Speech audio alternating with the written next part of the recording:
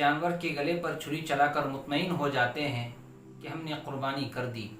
ٹھیک ہے، ایک واجب ادا ہو گیا، لیکن اس قربانی کے پیچھے ایک بہت بڑا فلسفہ اور مقصد ہے۔ یہ تو اللہ تبارک و تعالیٰ کا شکر ہے کہ اللہ نے ان جانوروں کو بے زبان بنا دیا۔ تھوڑی دیر کے لیے سوچیں،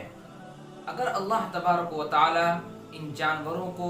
اسپیکنگ پاور عطا کرتے، بولنے کی طاقت، بولنے کی صلاحیت، قوت گویائی عطا کرتے، تو جب ہم ان کی گردن پر چھری چلا رہے ہوتے وہ جانور ہم سے کیا کہتا؟ یقیناً وہ یہی ہم سے کہتا کہ او ظالموں، ہماری گردن پر تم چھری چلاتے ہو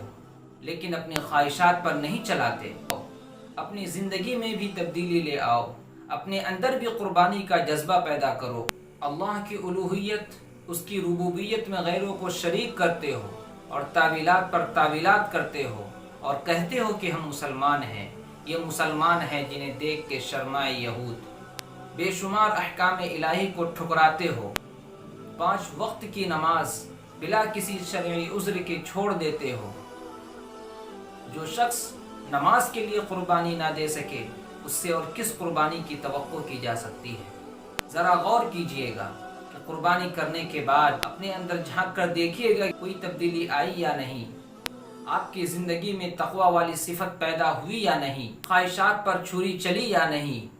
اور منمانی زندگی پر چھری چلی یا نہیں۔ اگر یہ کیفیت آپ کے اندر پیدا ہو گئی تو اللہ کا شکر ادا کیجئے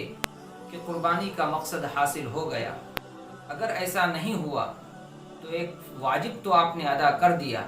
لیکن اس قربانی کے مقصد سے آپ محروم رہیں گے۔